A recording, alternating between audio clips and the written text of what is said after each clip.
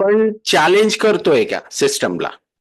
म्हणजे आपण आपल्या जे काय आपण गेन करतोय डिग्रीच्या माध्यमातून किंवा शिक्षणाच्या माध्यमातून, तर फक्त ते आपल्या पुरतच आपण ठेवलेलं आहे की आपण त्याला मोकळं करतोय आणि काहीतरी नवीन घडवण्याचा प्रयत्न करतोय? सो हा जो लेक्चर आहे, this particular lecture is about that particular things. We have to rethink about it. So of course जेव्हा हे म्हणतात की आपल्याला चॅलेंज करायचं आहे, then definitely for what purpose? It is a purpose to achieve the social justice. म्हणजे जर आपलं शिक्षण जे आहे समाजाला न्याय देण्याकरता उपयोगात नाही होत असेल, तर असा शिक्षणाचा काही अर्थ नाही.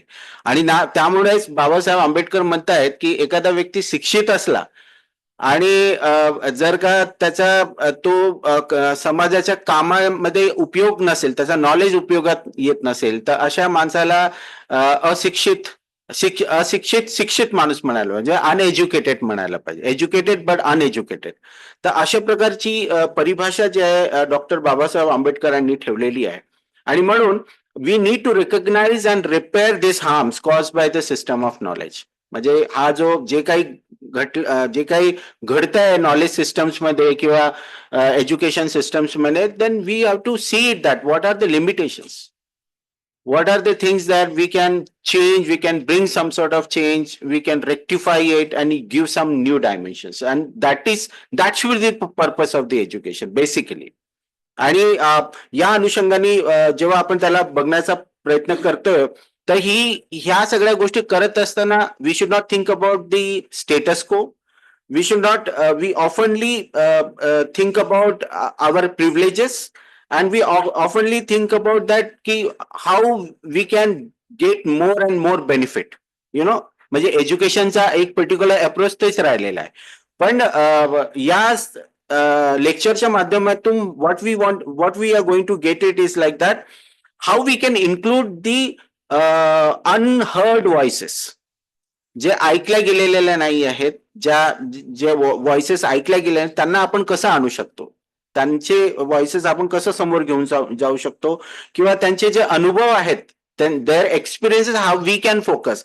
And this particular way of things can be done only through the communications.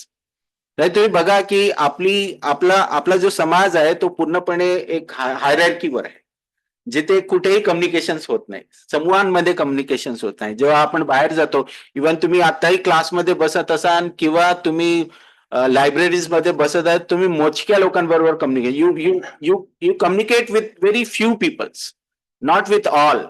And that to be a comfort, that may be based on your class, that may be based on your caste, that may be based on your gender.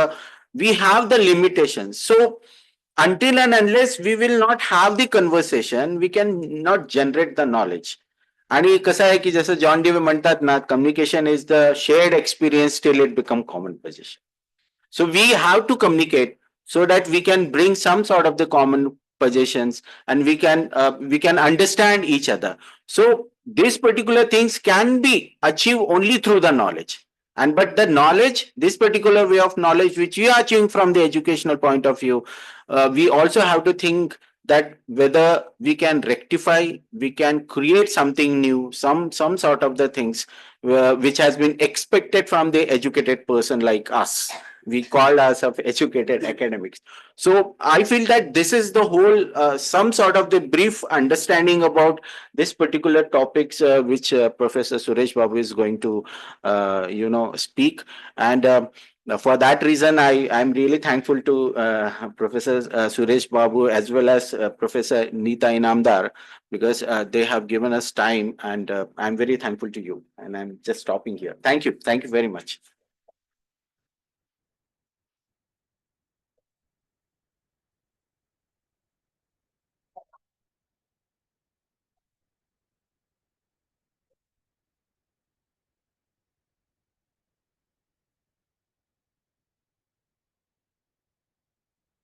I would like to take a few minutes to introduce our distinguished guest speaker, Professor Suresh Babu. Professor Babu is a faculty member at the Zakir Husain Centre for Educational Studies at Jawaharlal Nehru University. Professor Babu has made significant contributions to the sociology of education, focusing on critical pedagogy, subaltern knowledge, and the intersection of education and social transformation. He has co-authored several influential books such as Mapping the New Spaces of Critical Pedagogy in India, Education in the Public Sphere, and Contextualizing Educational Studies in India. Professor Babu's work and career is dedicated to understanding the social dynamics of education and embodies a commitment to equality and social justice. It is our honor to have him as the chief guest at the first Dr. Ambedkar Memorial Lecture. I would also like to introduce the chair of today's program, Professor Neeta Inamdar. She is a Jean Monnet Chair, presently working as a research professor at the Symbiosis Centre for Higher Education, Research and Policy Advocacy. Her research is focused on education policy and practice with a special emphasis on the global politics of higher education. She has co-edited books such as The Internationalization of Higher Education, The Dynamics of Educational Ecology, The Contours of India-EU Engagement, Multiplicity of Experiences, and Reimagining Border in Cross-Border Education. Her perspective on educational policy is sure to enrich our discussion today. I would like to ask Professor Babu to begin his lecture. Thank you.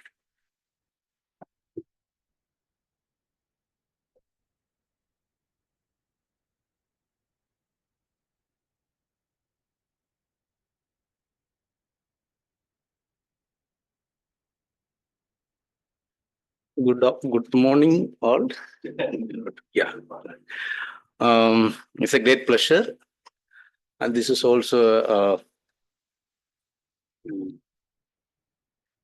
I feel really honored to be part of this group who has been very serious enough to look at the educational programs. Second one, I was also thinking about how much I am happy in the way Symbiosis is looking at the programs on education very seriously. Probably they are also establishing new center on education. Also, probably it'll be looking forward to what university can do on, especially on education field, because this area has not been much researched in India. Second, many universities are also not very serious on education. Right? Yeah, not much of a. So by accident, I am in educational studies.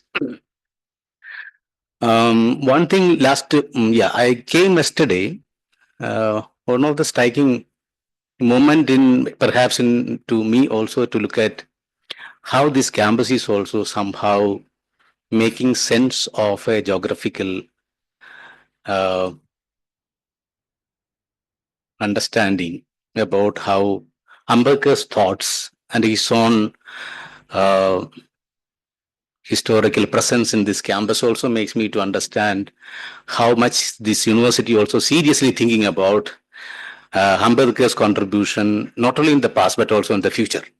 Right? So been in touch with Ajay quite long as a fellow traveler to the discipline, as well as a friend. We have been working, talking, researching, publishing together. As a result, our association is a long-term engagement with many of the problems which society encounters as a student of sociology. This is also an opportunity, Professor Ajay, inviting me to be part of this group. So I take the concept of invitation very important. Right? Invitation to an academic space is also challenging. It's not everybody get invited. Right?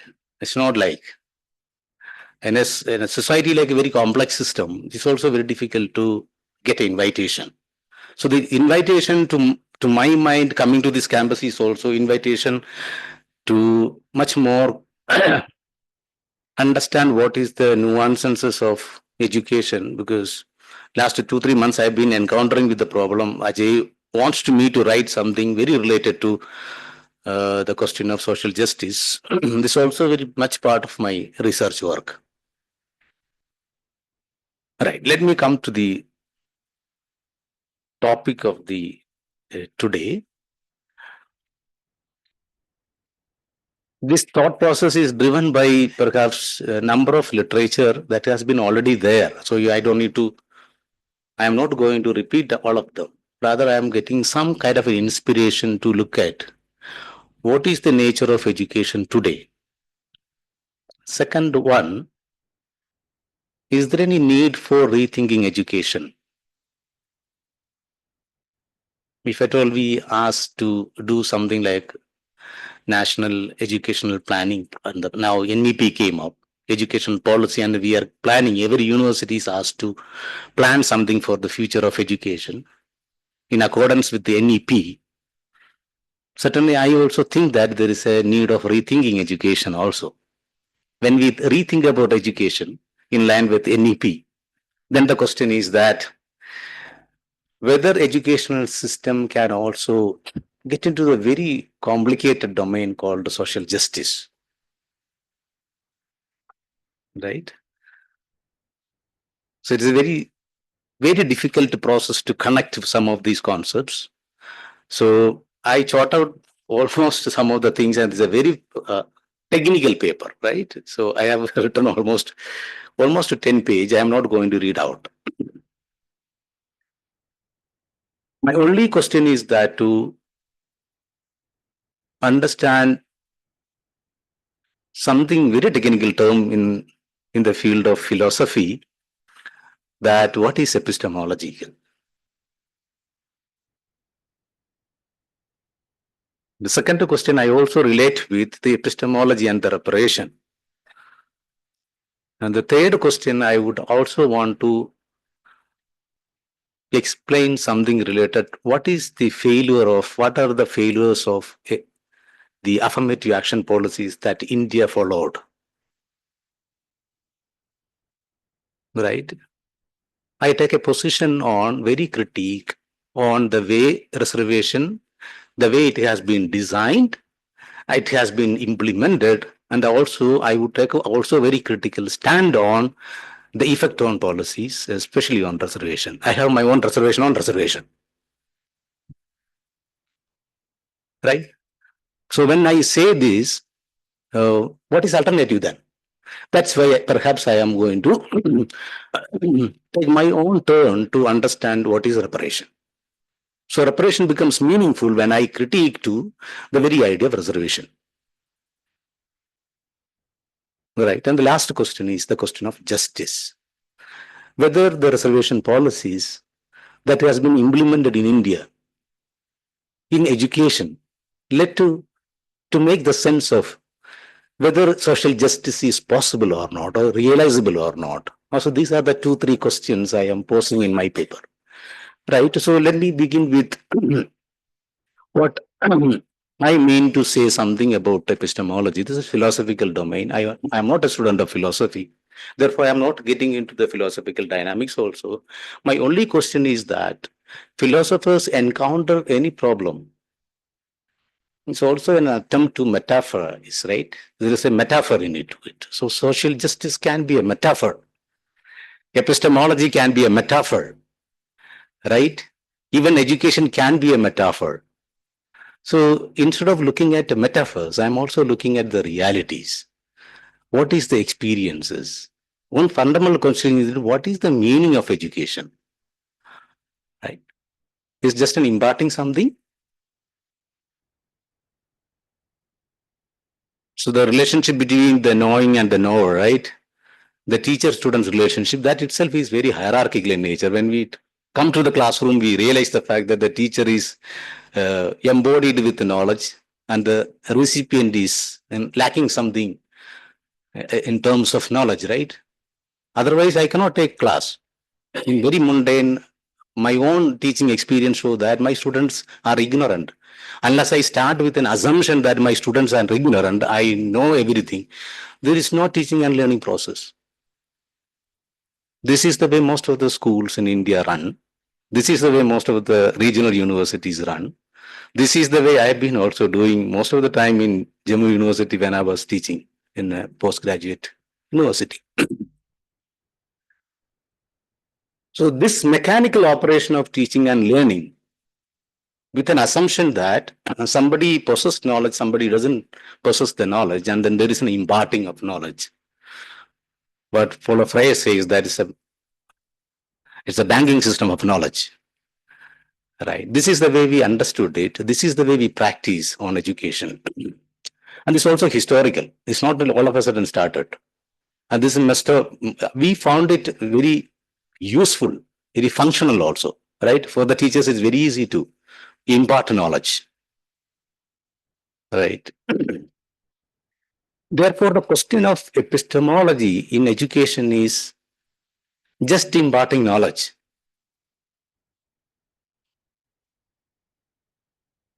Right. And I think still it follows. Policy also driven by this notion called imparting something to the unknown. Who doesn't know anything? Ignorant. Right. And I also think, we also think about it. Look at the children, our own children at home. So we always see that the child is ignorant, right? There is an assumption. There is a strong hypothetical assumption. The child is the most vulnerable species, right? And we have to help him. We always help the child. This is the way the institution also help the generation, right? The new generation. We have to help the children, the new generation. This is the way we understood, practice the education. We never thought that the learner also carries the knowledge.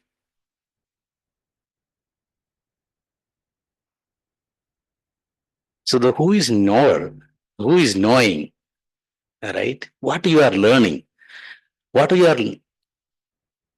you tend to know, and who are you to know something is very problematic questions, right? There is a textbook, there is a curriculum, and we are forced to sometimes write it because the exam at the end of the day. So evaluation becomes an ideological, right? We all driven towards something called quality outcome. NVP also talks about, right? Very poor quality of education we imparted to the children today. Even universities are performing very badly, right? They are not performing well because of the poor quality. All right. Get the entire data, ISER data. Every year you get a data and then show that. In schooling, primary schooling also, students are not able to memorize anything. Basic arithmetic they don't know. They cannot write a simple sentence. So you'll get into a stereotypical understanding about how education is practiced, how policy is also driven towards this practice, but also evaluating the children. So now evaluation becomes more ideological, right? Evaluation becomes more ideological now. Everybody wants to have a outcome, teaching outcome, learning outcome, right? You have to quantify these outcomes. Every university was asked to identify the measures that also suggest that there's a qualitative change happening into the education. I would argue that this is also an ideological driven in a market economy. So there are problems in understanding from teaching to the very idea of an education to reduce to something called teaching and learning as a very mechanical process, right? And the second one, and always our teaching and learning driven towards something called quality outcome.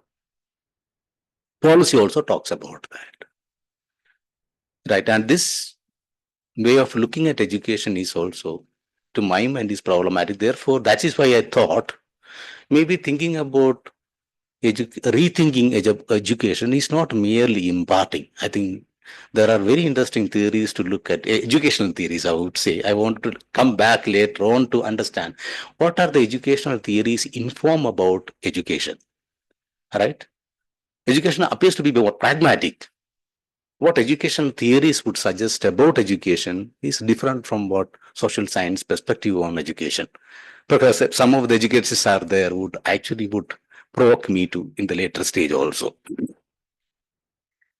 Epistemology certainly is a domain of philosophy, but I would consider it also a factor can also be thought about in the field of research.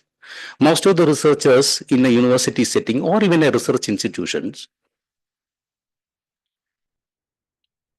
compartmentalized. The science field, the social science field, right?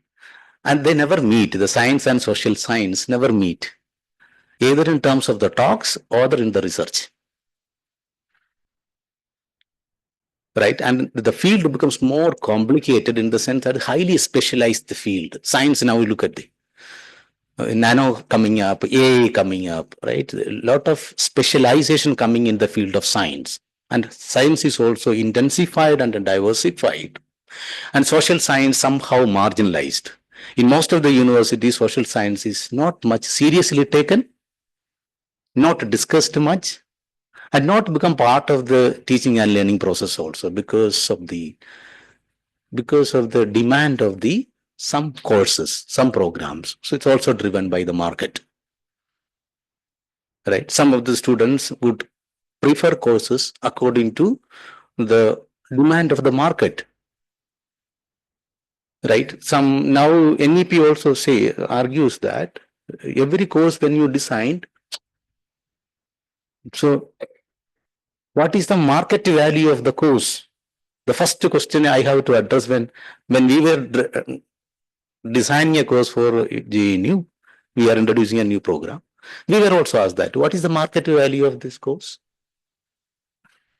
I don't think me alone facing this problem. Every university, every teacher in this in the universities across India will be asked to design a course with a condition that what is the market value of the course? Right? I don't think any social science would be able to defend it, the market value of the course which we designed. Right? Science may defend it. Right? But in social science, we really struggle to explain it. What is the market value of a course which is designed in the field of social sciences? There is an epistemological problem. Right? We produce, it's not only in India, I think world over, we produce a hierarchy of knowledge. Like in Indian system, caste system, we are also produce hierarchies of knowledge. And this hierarchy of knowledge is also, to my mind, not to serve the purpose of society, but also something called the economy, knowledge economy. Right? There is a knowledge economy. And this knowledge economy needs trained individuals with the skills. So therefore, we were asked to design the courses according to the demand of the knowledge economy. Right? There's a great demand, certainly. The literature, most of the education students argues today that the great demand for education is just to look at the way global economy progressing because of the knowledge. Therefore, the new generation has to be much more skilled oriented, right? You have to develop a skills. So what social science would give a skill? What social science offer a skill? Right? When it comes to science, certainly there is an assumption that science embodies the skills that can excel in the field of economy, but social science is somewhere marginalized. Right? And this is very sociological. How knowledge is also produce hierarchies, and not the fault of the science. Knowledge itself is also largely, but I would say that there is an outlier to understand this, that largely political economy altogether. Right. So the researchers also really puzzle. Right. Most of I tend to work on ecological issues. I work with the scientists who are seriously looking at the atmospheric science, hydrology, and also looking at the geography, urban social settings. And then we want to look at something called climate change.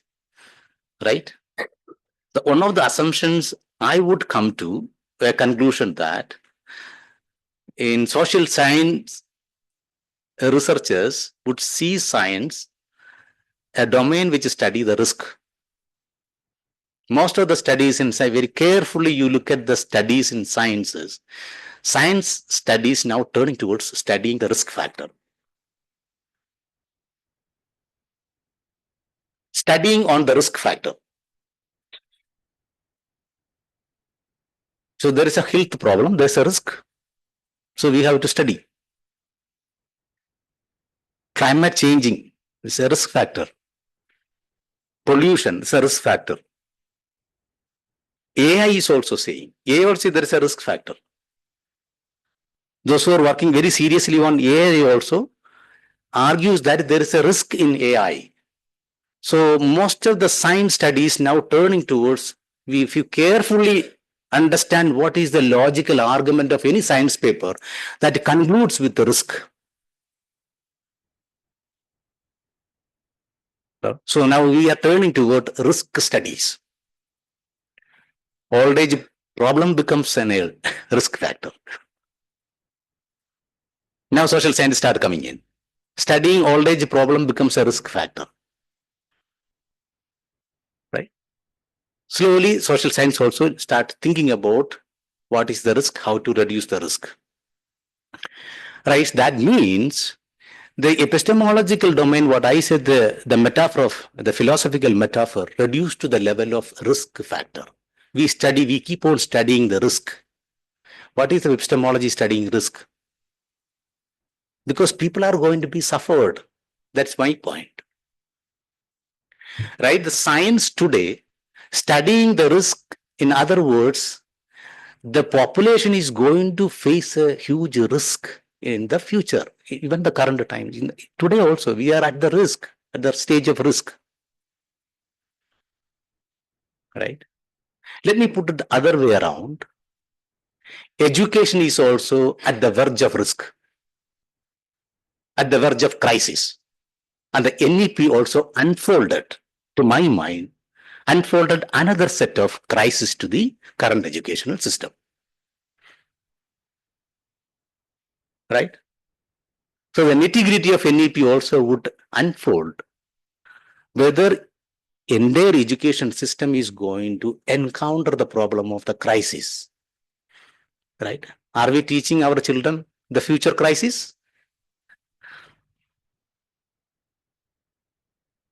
Right? We are almost lost. Listen to some scientists. Very carefully listen to the scientists. Most of the scientists would start with the hypothetical argument is that a society is in crisis. Right? Health crisis, ecological problems, everywhere now. Health is another issue. Fine. Let me now come to something else from my own discipline, my own tradition, which I learned from social sciences. Now, social scientists to argue that there is another crisis. So my second set of problem is more of a social.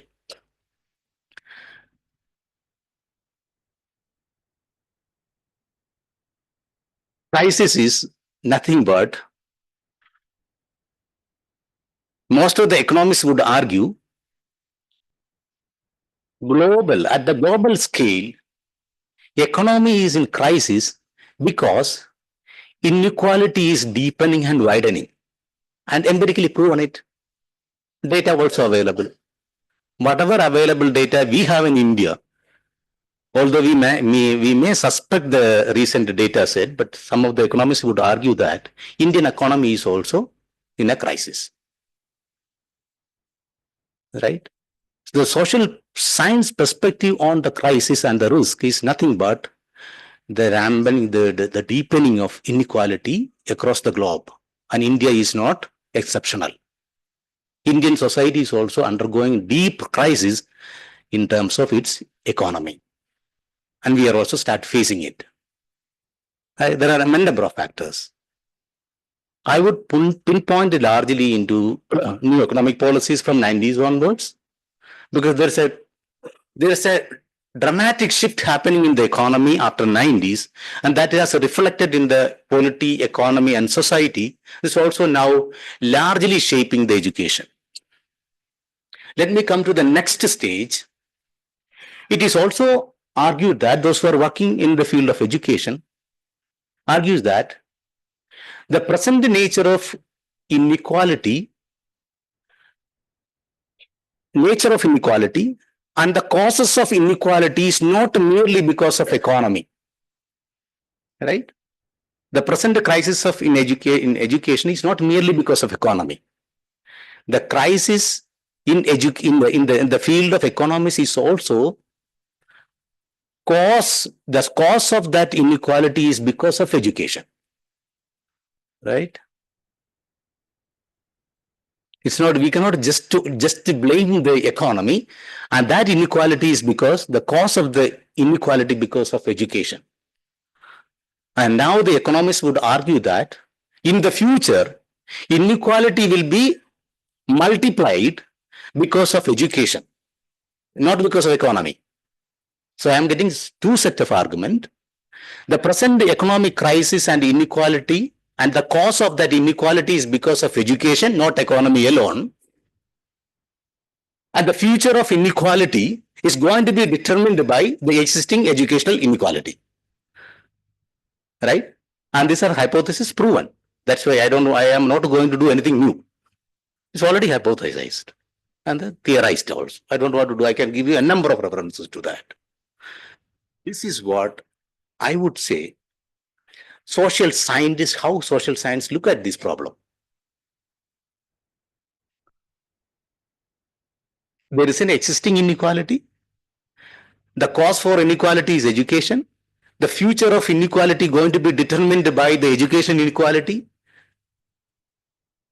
Where is the solution to it? Right? So social scientists also just hang around. What I to do with that?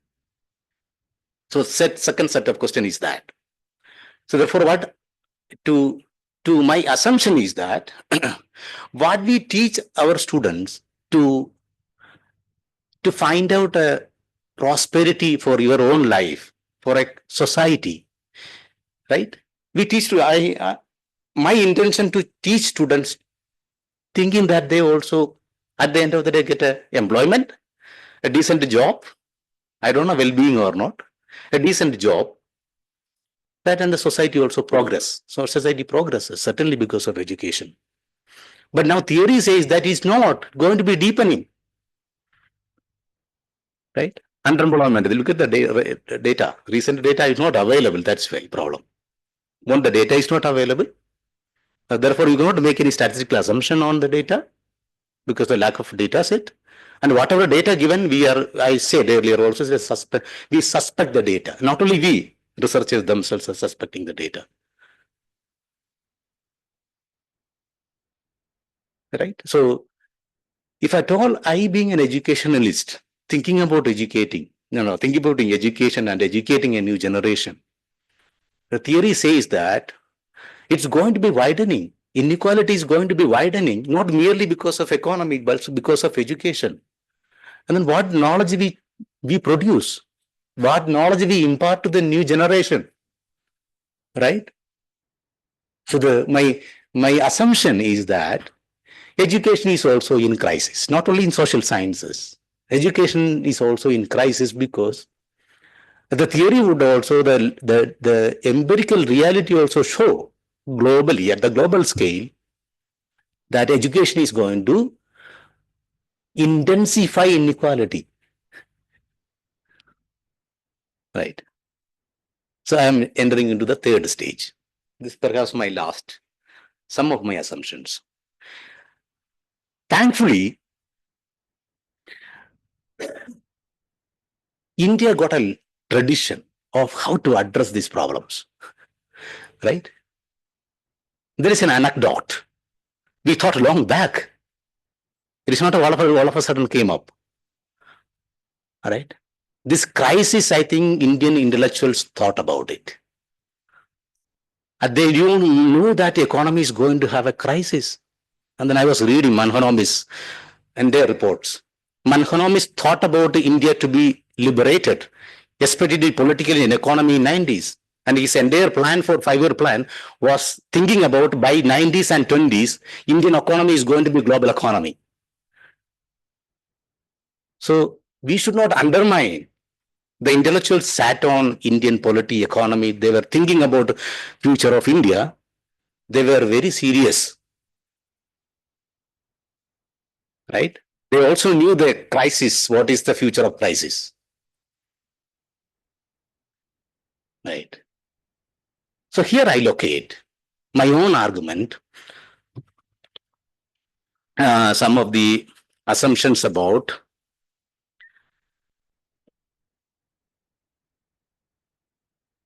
what we think about the future.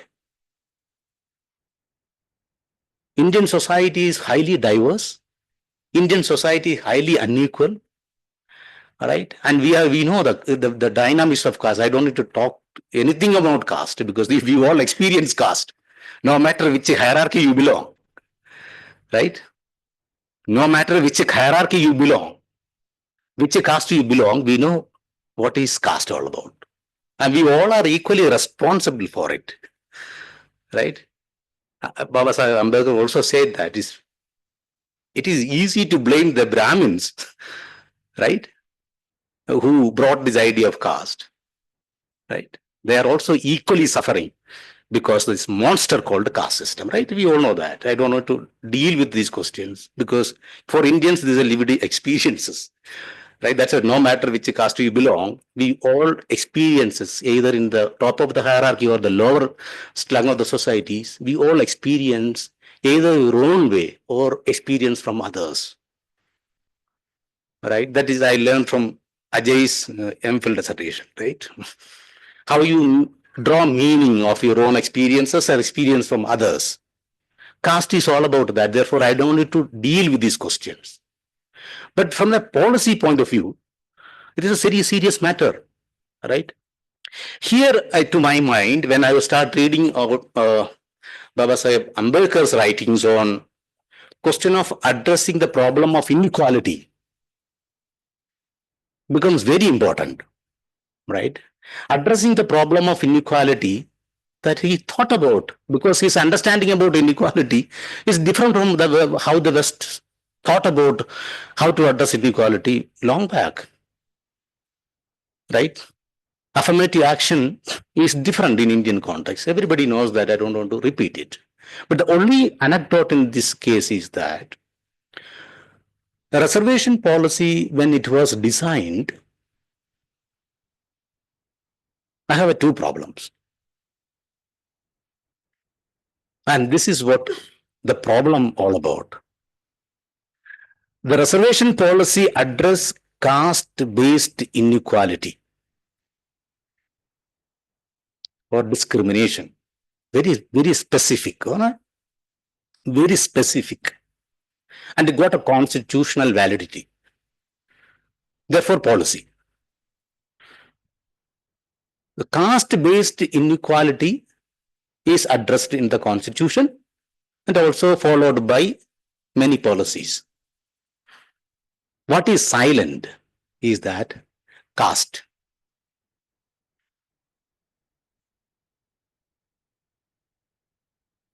So therefore, reservation as a policy is not addressing the caste. Reservation as a policy to only address the problem of caste-based inequality. So I'm taking it very, that's what I said. I have a stand on these two things. So I'm very, very critic to this. Nowhere in the constitution talking about annihilation of the caste. Nowhere. No policy till today discuss about annihilation of the caste. We keep on talking about how to reduce caste-based inequality. Right? And becomes very formal also. We say that if formally we are equal, but informally we are not equal, right? In the constitution, we can talk about we are equal, but certainly sociologically we are not, culturally we are not, right? There are informal nature of understanding caste or inequality, so on and so forth. So if anybody argues that through constitutional mechanisms or reservation, we can annihilate the caste in the formal way of understanding constitution or reservation, it's not. We are only asked to reduce caste-based discrimination. That doesn't mean that there is a annihilation of the caste. Right? In the annihilation of the caste, Babasaheb Ambedkar very clearly said that, and I am repeating it, who is honor of the caste? Who is the author of the caste? I'm still searching for this answer. Right? Who is the honor of the caste? Who is the author of the caste? So now the overburdened with. And these two questions are overburdened with the Indian society today. Right? Therefore, reservation policy, to begin with, I take a stand that this policy is not to address the problem of caste, rather it was to address caste-based inequality. Right. From my educational point of view, I would consider this was a very intelligible move. Right? Babasaheb Ambedkar also realized the fact that the limit of the constitution later on. We know that, right? He also realized the fact that what is the limit of the constitution and what reforms we have to brought in. Right? What kind of reform we have to brought into the system. It is beyond the constitution. Right. So I consider that the way reservation has been implemented, the same got a problem, I said, and we can challenge also, we should keep discussing this matter very seriously. The constitutionality of the constitutionality of addressing the problem of caste is not there in the constitution.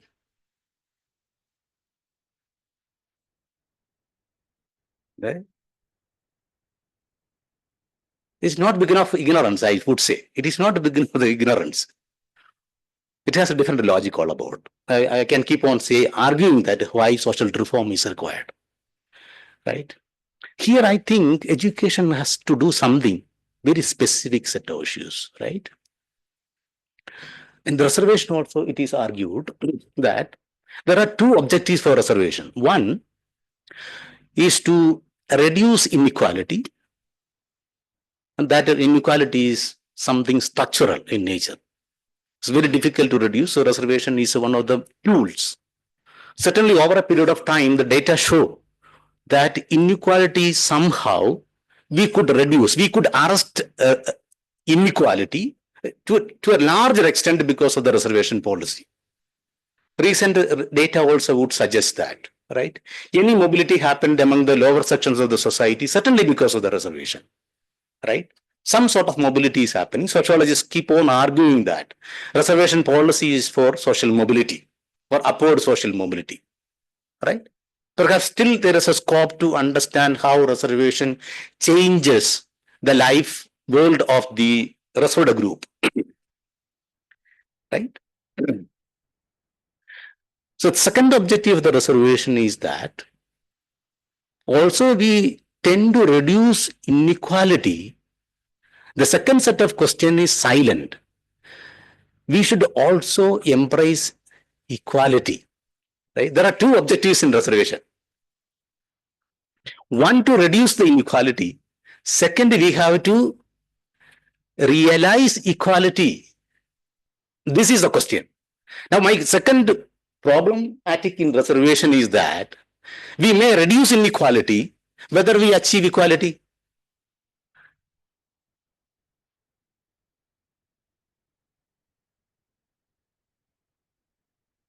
Even those who are mobilized, those who are well educated, those who are in the echelons of, right?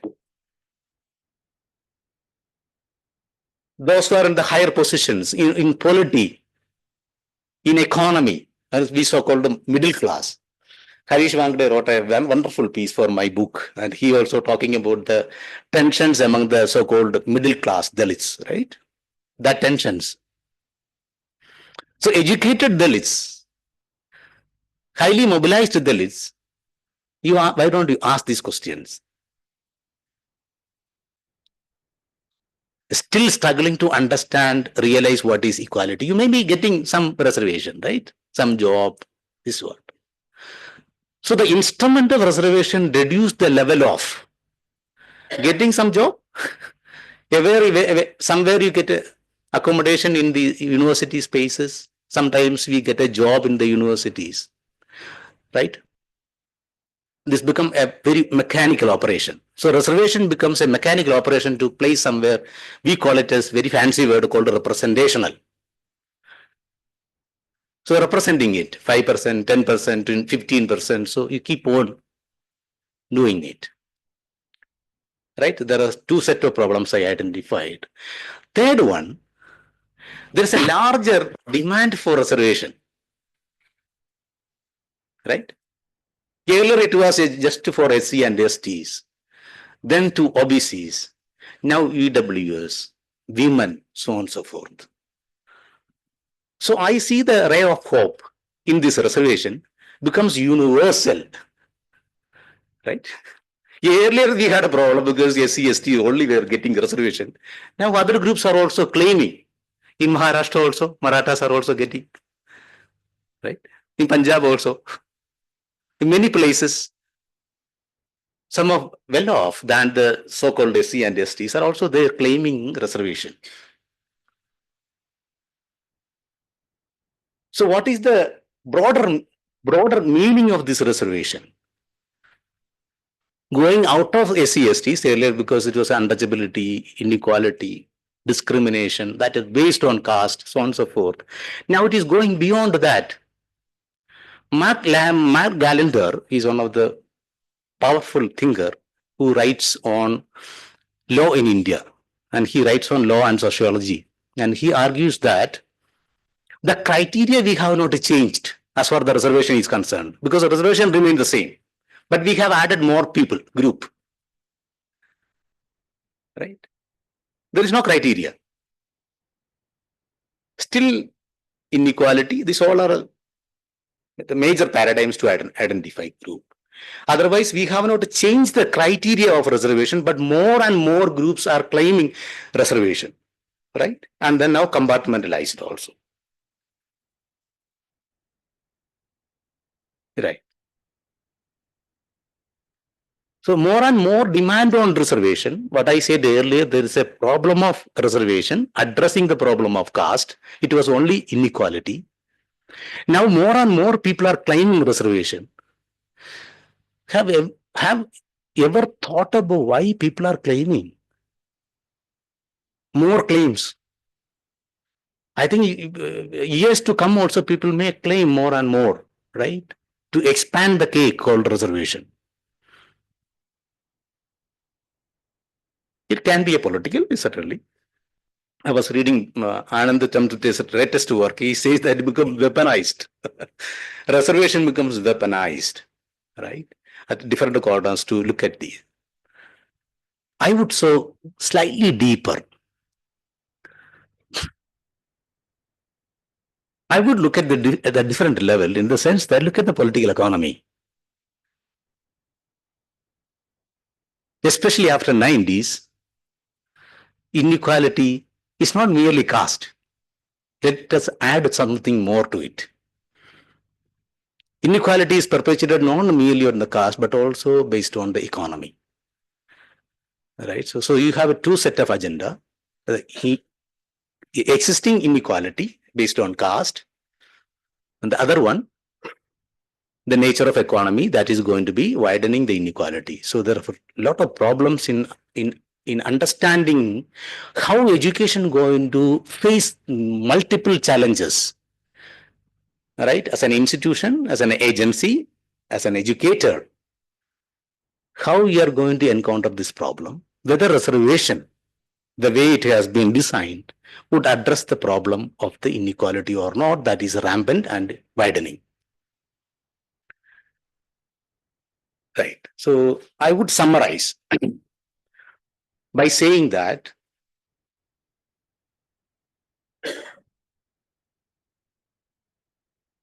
there is a weak structure, and that structure got a strength. Right.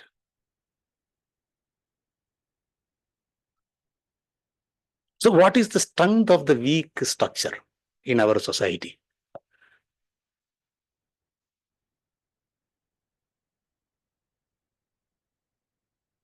Whether we are able to understand it. Right? One question. The second one, with all these complexities, especially in the field of society, in the field of polity, or even economy, how do we visualize the future of education, a future of generation? Because education always talks about the hope, right? Education stands only because of the hope, the concept called hope. So we think about hope, or you define about the hope only because of education. And the future lies in education. All right. And this becomes a very challenging question. Right. Some of my writings, I would argue, I've been arguing also that cultural polity has a limitation. Right. Now, a lot of cultural studies coming up. There is a fetishism also, cultural, it was identity fetishism. It has a limitation. And what is the scope? I would say the scope lies in the constitution. Right? Somehow we need to very seriously think about what is identity fetishism, especially on cultural studies. Second, think about seriously on the political culture that is defined in the constitution itself. Right? You don't need to go elsewhere. Somewhere when I was giving interview in JNU, I was asked that when I was saying something about that, I was say that constitution failed us. Right? I was remembering those days, Professor Dr. K. Narayan was also saying that it is not a constitution. We failed the constitution. Right? I think we should very seriously thinking about what is political culture that is defined in the constitution itself. There are two things to my mind. I would again provoke all of you. The future of education, certainly in India, is because of the fact that how we consider equality as a critical value. Right? Not in material terms, I would say valuable. I take this concept from anthropology. Something valuable. That is not in economic terms, right? You cannot assess a value in economic terms. What is beyond that? So there is a valuable, right? And that valuable will define what is social justice. I would say in the future, if at all we imagine a future, that responsibility lies solely with the educational institutions. So some of my paper also argue that we need urgent democratization of educational institutions. I summarize it. Thank you. Thank you, Ajay.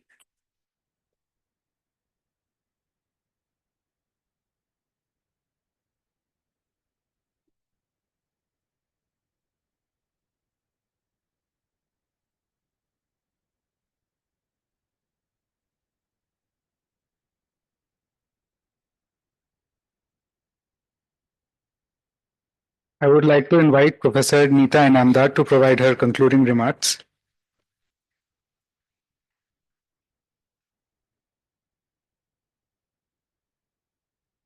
Good afternoon, everyone, once again.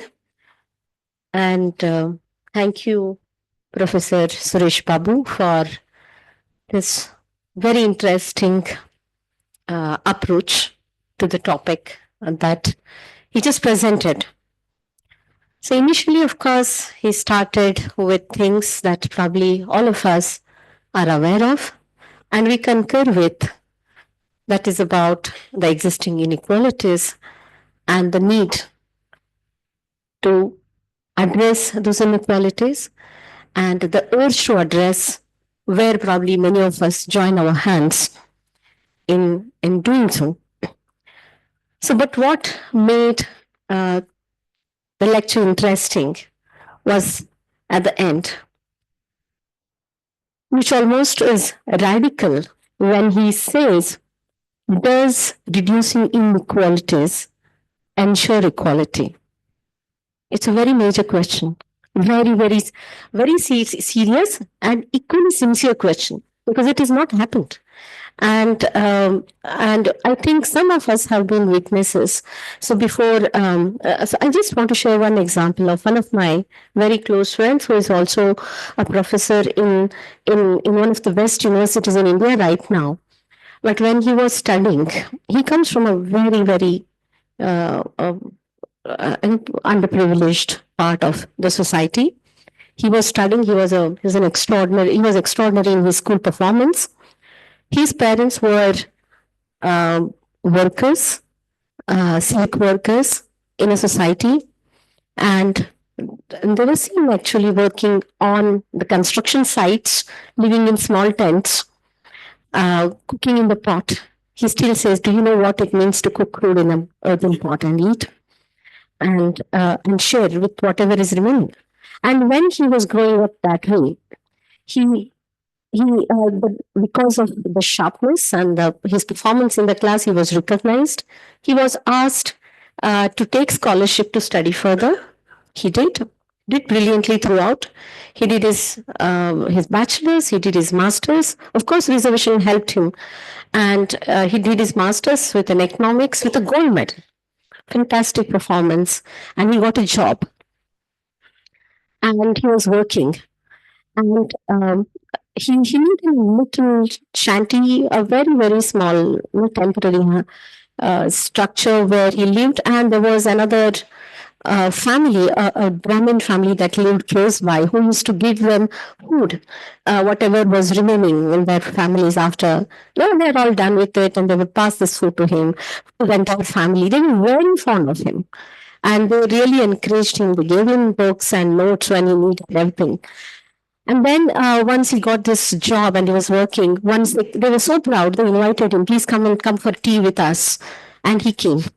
And he went there. They all said good things about his progress. They also said how proud they were to see him grow everything, and gave him some snacks and tea and everything.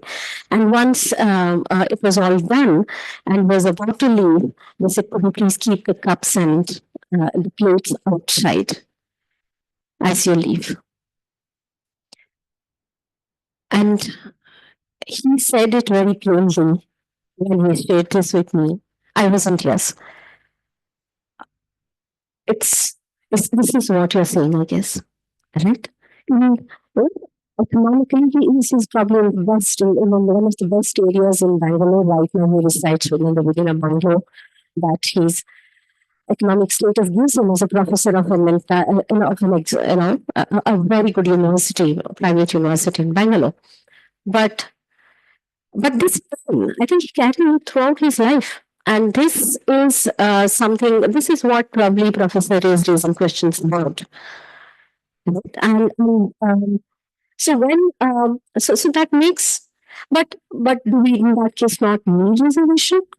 No, I don't think he's hinting at that. But what he's hinting at is what we need more than. So what he's talking about is reservation plus. He's not questioning the existence of the reservation itself, because it is needed. I mean, he also spoke about economic inequalities, and especially in a world where economics and education have come together so much that the value of education itself is being diluted because of its entanglement with economics. So it's high time that the two are kind of decoupled, at least as much as we want to approach and study education to that extent. Recently, in one of the keynote addresses, Sir Krishna Kumar, he said what we are looking, when we look at education, what we need is a bifocal lens. One is to look at education as an idea, and another is looking at education as a system. These are two very different things. And I was amazed at how we looked at what is this. The idea of education is something that we dwell upon, that we delve deeper into, that we try to reform from within and from outside. But at the same time, we are also to deal with the system of education, which is far more complex, far more driven by the state, and this kind of it's not possible to delink the system from the state, and therefore these two become very, very complex to look at education as an idea and education as a system. And if we have to look at epistemologies in this, I think for the benefit of some of the youngsters who are here, epistemology is the path to knowledge. How something becomes knowledge is determined by epistemologies are involved. And what constitutes knowledge? So he talked about how education is riddled with these complexities, but there is also what constitutes education, what constitutes knowledge, also is equally problematic and riddled with inequalities. For example, most of my work is at the global inequalities, and when I look at global south, in fact, one of my books, my co-editor, Dr. Pranjali Kirloskar, she is also here. When we said reimagining border and cross-border education, we were looking at also the epistemological border. So what constitutes knowledge? Why is that only knowledge what that we are given as something as knowledge is always coming from the West or the global North, and why not from the global South? So so for example, in your own houses, when you go back and your Aji tells you, go and apply turmeric onto your acne or something that you do not trust, but something being sold by somebody else with turmeric sells more. Right? Because that is knowledge according to you. That is what you assign value as knowledge, rather than assigning the value of knowledge to what Aji says at home. And this is kind of a disparity. This is the inequalities in the epistemology. So this is what we need, the reparations that we talk about, reparative epistemology. I would actually, Professor Khaled, to put reparative epistemologies and make it clearer. Because it is the plurality of what constitutes knowledge is what has gone missing. Whether globally or within the country. What we're looking at, what constitutes knowledge? Whose knowledge is knowledge? Why one knowledge is subordinated to another knowledge? That is problematic. For example, when we are looking at right now, we are all talking about Indian knowledge systems. Right? So when you look at the global politics of knowledge, this Indian knowledge system needs to make itself a place in the global knowledge systems. And there is a need for that, I understand. But is it like something like a one Indian knowledge system? Is only the Vedic knowledge system the knowledge system? Or do we have more than that? There are multiple knowledge systems that are existing in the world. The kind of knowledge system that exists in a particular, maybe some remote corner, some remote tribe, probably the way they know the best way to live alongside nature, live in harmony with nature, probably is nothing for any others, particularly many of us who have lived and grown up in cities. That is where the knowledge is. So there is this multiple knowledge system existing in different pockets. And have this kind of creating something like, okay, this is what is knowledge, and this is a national knowledge, or this is an international knowledge, this is a global knowledge, is something like an epistemic injustice. And that's where probably what we need is that the idea of what constitutes knowledge also is plural in character, and the recognition of that plurality of epistemologies is what is very important if you have to foreground the questions of redistributive justice. And I think this is what Professor also tried explaining when he questioned the inequalities in inequalities as nothing against some deeper issues. And I'm sure Professor, my question to you would be why not make it epistemologies, which is plural? Because there is this multiplicity of knowledge, multiplicity of the ways the knowledge is generated. Experiences also as constituting knowledge. Right? Experiences constituting knowledge. I mean, even the way we teach research methods in our colleges, many of youngsters I see here, everything is taught the way the Westerners for long have developed as research methods. Right? What is the knowledge system that existed? So did it exist without any knowledge system around us? It's completely like a de-recognition of our own knowledge system that has happened over a period of time, and therefore there is kind of a need for a reassertion, at least a recognition that there's multiplicities of thoughts, multiplicity of the ways the knowledge is generated have existed, and therefore placing it for discussions and deliberations, at least is a beginning of the journey in itself. So with that, I just ask Professor Suresh Babu to respond to this, and maybe also then we take 2 or 3 questions. It's open, I guess. We have time? Yeah, we'll take a few questions, and I will ask Professor Suresh Babu to respond. Thank you very much.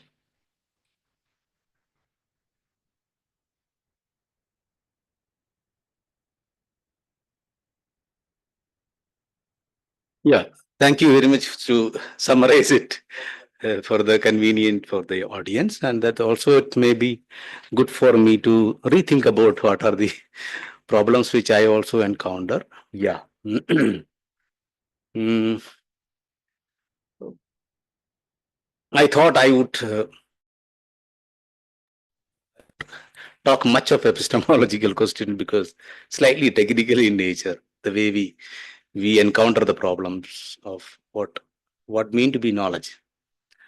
Right. So then I'll come to epistemological. What epistemology is plural. Yeah, I agree with totally. I agree with you to yeah to reconsider how I yeah design the entire argument about it. To my mind,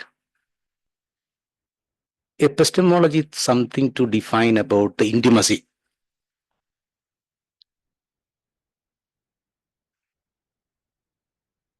And where locates knowledge, to my mind. Right? So in a deeply fragmented society, we actually crave for intimacy.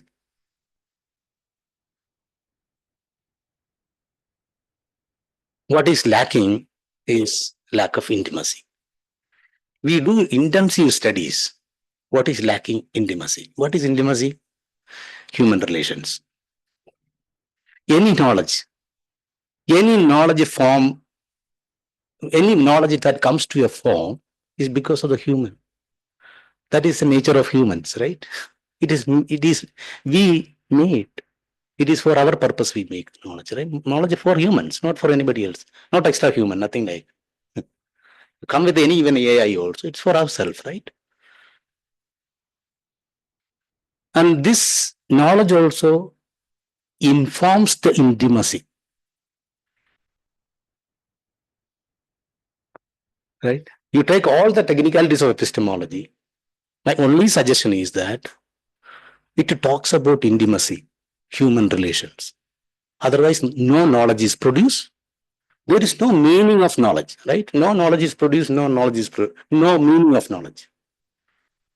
You take all the technicalities, no matter whether it's a science or social sciences, unless it touches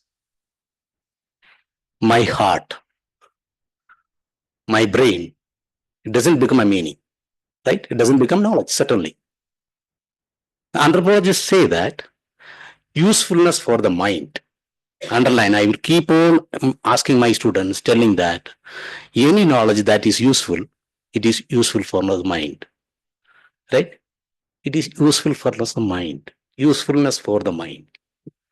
Anthropology keeps on saying that any knowledge you take, that is useful for the mind, how the minds interact. In educational terms, it is a dialogue, right? Knowledge is for dialogue. It is not possible in a hierarchical society. That is what the tensions, right? We idealize it. Philosophers try to idealize it, right? Metaphor, we bring a lot of metaphors. But what is the usefulness of knowledge? It is to interact, human relations. Right? We all become human because of that. We realize our humanism, the idea of humanism because of that. Knowledge is produced that purpose. The generations were taught What is education is also that. Otherwise, there is no meaning of knowledge. I will summarize, would say that there are two concepts. One is the karuna, right? Other is dialogue. I go back to Buddhism,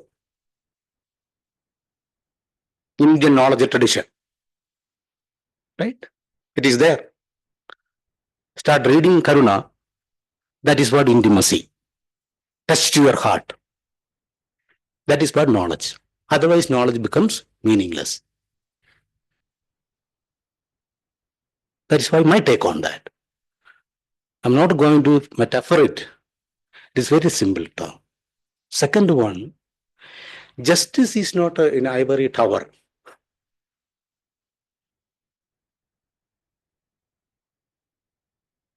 Justice not an ivory tower. My classical sociological tradition taught me something like this. One of the key figures in sociological tradition, Emily Durkheim, says something very interesting. Right? A minimum condition for human beings to live as a human. Right? And then I say that that is what justice. A minimum condition for human beings to live together as a community. That is a minimum average. That is the core value of statistics. The language of statistics always play with the average. Without average, there is no statistics, right? That is what Durkheim is talking about. That is the average. I would say social justice is a minimum condition for a society to sustain as a society. I think social justice is a symbol. Right? It is already defined in the Constitution. We don't need to define it. Simple as that. So these are very powerful, a symbol, and the only thing is that we have to think it. We need to rethink, right? De-ontologize ourselves. Cast of mind needs to be deoriented. That's why we need to reorient ourselves. That is perhaps need of the hour, especially in the field of education. Right? You talk about the Indian knowledge system or Western knowledge or a colonial or decolonial, any knowledge system you bring about, to my mind, right? The karuna, what the intimacy, that is the striking point. That is the value, right? Any knowledge produced because of that intimacy, right? What is the meaning of that knowledge is also because of intimacy. That is the striving factor, not economy. That is there in Indian tradition. There is no doubt about it. Thank you so much. Can we quickly take a few questions? Yes, ma'am. Okay.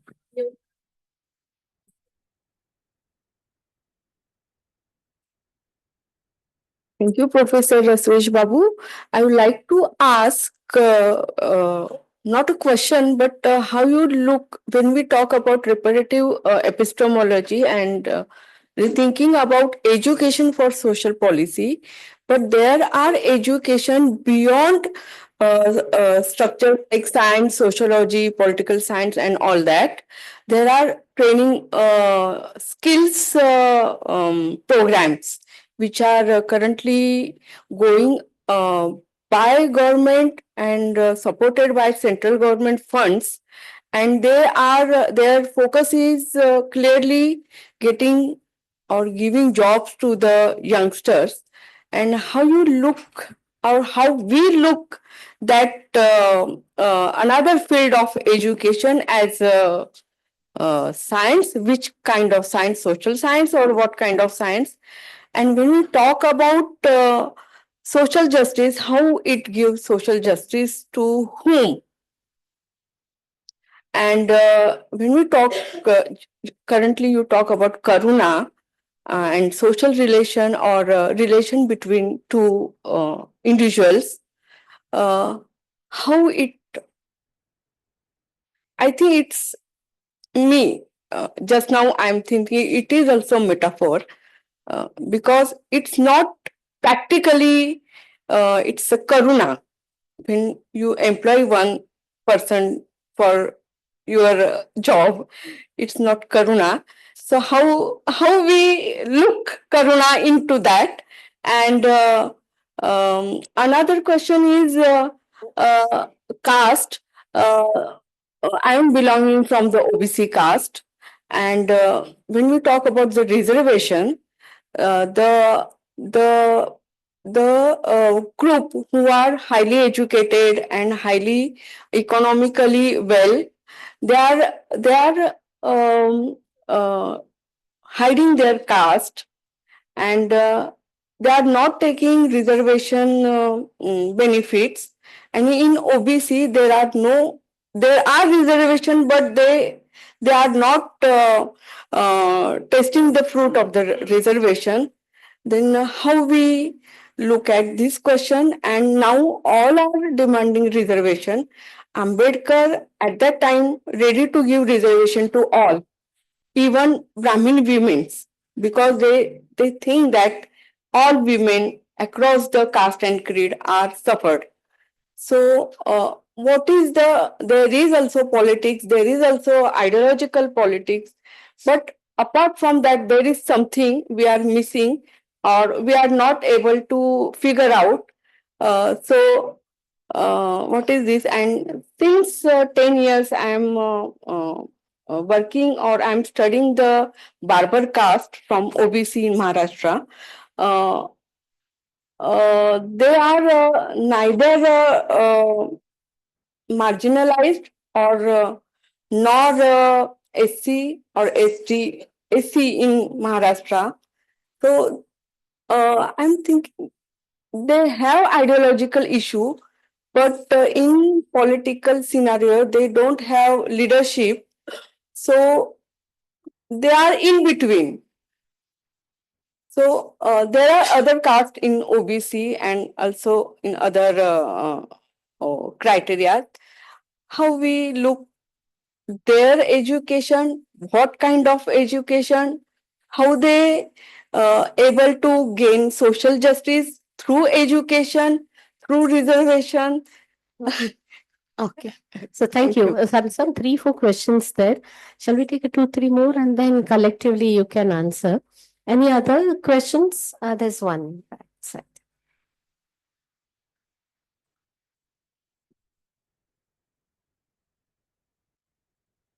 My question is to Professor Suresh Babu. We've talked about education as a tool of social justice. I wanted to have a comment on how do you see emerging technologies playing a role in ensuring the same? Do you think it acts as a tool of ensuring social justice and democratizing education, or do you think it reinforces the existing inequalities? So, Very important question. And yeah, there's one question here, and then maybe you can answer. After that,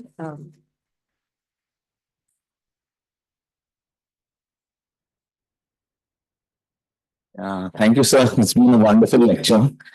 I just wanted to know about the new education policy. It was emphasizing on skills education and at the cost of social sciences, I feel. So, are we going to still lose the balance of social justice regarding education or learning process? Thank you. okay. So just before I hand over the mic to you, so my question, I think I'll just combine the first part of her question, and this question is about the skills education, which is probably more focused on employability. So which is more, we can connect it with the idea of the empowerment. So, but there is also an emancipatory framework for education, which goes missing when we are focusing only on the skills part.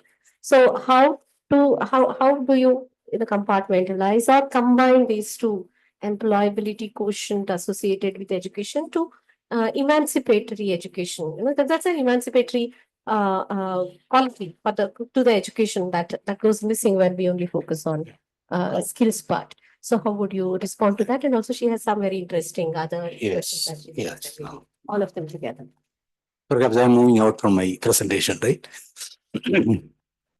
Let us come to this question. One is we always identify labor. So labor in the sense that the productivity, right? I was reading latest work on Michel Sandel. Michel Sandel says that somehow we undermine the work. For example, my mother, something she does from the early morning till evening, right? That is not a labor,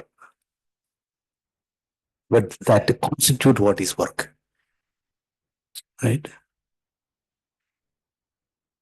I start just imagine how much, the time, intensity she does, right? My question is that now the epistemological question, how do you account that? A Dalit labor, for instance, with all these sufferings, a Dalit labor, and he's look at the work. He may be getting something out of it, but then look at the labor. Kanjay Ilayas, right? In Post-Human Future, he talks about that also. In Indian society, we never recognize the value of the work. Somehow Westerners understood it, right? Value of the work we never understood, mainly because of our own prejudice, right? That's one of the reasons. No matter whether you are highly educated, qualified, value of my work always we see through the lens of the archaeology of untouchability, what Gopal Guru say, right? This is one of the problem. We have to de-ontologize it. Always we think everything in terms of, we relate everything in terms of the lens of the caste, and then the discrimination, the prejudice coming out is really problematic. That's what the problem of epistemology all about, right? The textbook also. I was part of a Kerala textbook committee, and then there was a criticism. One of the well-known authors says that Kerala is highly progress society, right? But the textbook, most of the instances, stories are patriarchal, right?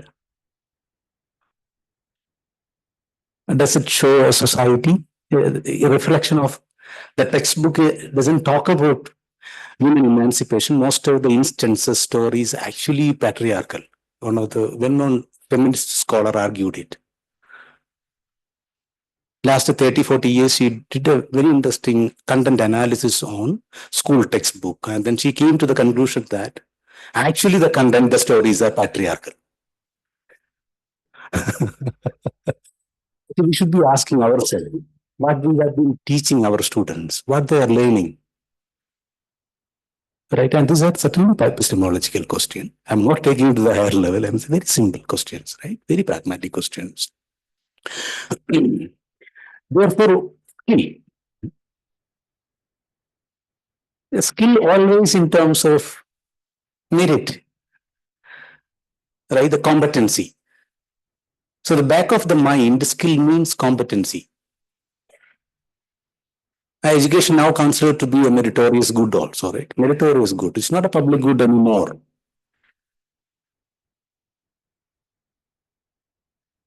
That's where there are ideological problems in understanding what is happening in education. It's also ideological, right? Althusser defines it very clearly about it. You don't need to go to look at. This is the way the state and market functions also. Both state and market means this. That's what's a skill. So it matches with, right? That's why perhaps my arguments are more critical. I'm not to just to confirm what NEP is saying, because we have a lot of discussion in JNU. So our own way of thinking, looking at things, perceiving problems are also certainly different. My stake is more critical on NEP. It's not against NEP. It's more critical to that. And the second one, the way we define what is skill is very problematic in social sciences, right? Social scientists what asks us to change the mindset, right? Is a neoliberal idea, changing the mindset.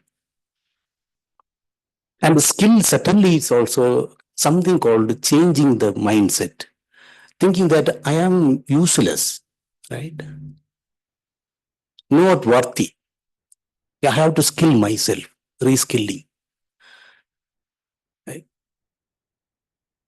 That performative politics behind the skill is ideological, certainly ideological, right? If I study social science, anthropology, or sociology, political science, I think that I am deprived of something called from sciences, right? And those who do social sciences realize the fact that the problems. I think social scientists are much more problematic than the sciences, because science, when I interact with the scientists, they say that we can well communicate than the scientists. Right? I bring Habermas slightly here. Right? What produce knowledge has to be communicated. Right? Social scientists do better in terms of communicating to the larger community. It's more of a communicative action. It's not only production, but also communicative action. Social scientists to do better than scientists. No doubt about it. Right? The mind, that is also skill, no? The communicative action is also skill. As a teacher, and I go to the school classroom, I teach a science, but actually the communicative action, no? That is also skill. Don't you think so? So we need to redefine what is the skill. Fine? It is not like a lack of skill or a deprivation of skill. We are also searching in terms of merit and quantifying the merit, then we see that we do not have a skill. All in terms of quantification, and that becomes a quality. So therefore, this ideology behind everything, including the evaluation, right, is a problematic to my mind. The second one is the nature of NEP. My take is on NEP is that there is a crowd in higher education. Right? Last 10 years, a lot of students are coming to higher education. And then we also realizing the fact that they do not have a competency to do higher studies. Right? Even my colleagues also says. They don't have a minimum skill to do research in the particular area. Language problems. Right? They are not understanding theories. They're not understanding methodology. Common clarity. There are a lot of problems. I think most of the teachers who are there, you also realize the fact that our students have these problems. Right? When I was coming to Delhi also, I also realized this language problem, all that. Let me take it another way as an educationalist. Education is always incremental. Right? How the child began to walk. I have to set home. How my child start walking, start speaking, takes a long time. Right? Education is also very incremental. It is not a rocket science. Precisely. If you ask a rocket scientist to write a NEP policy, certainly skill required. Let me take a position on education. As an educationalist, I would say always incremental. It is a long struggle. Study is a long struggle. Teaching is a long struggle. I think sitting over here, most of the researchers and teachers realize the fact that it is a long struggle, no matter which discipline you belong. Right? Equally painful, equally challenging. I think that is also skill. Right? We have to redefine it. If you compartmentalize, this is also problematic. The other one is I was reading Professor Prabhat Patnaik's article on the question of equality, justice, all that. What he argues, knowledge domain, how do we assess knowledge domain?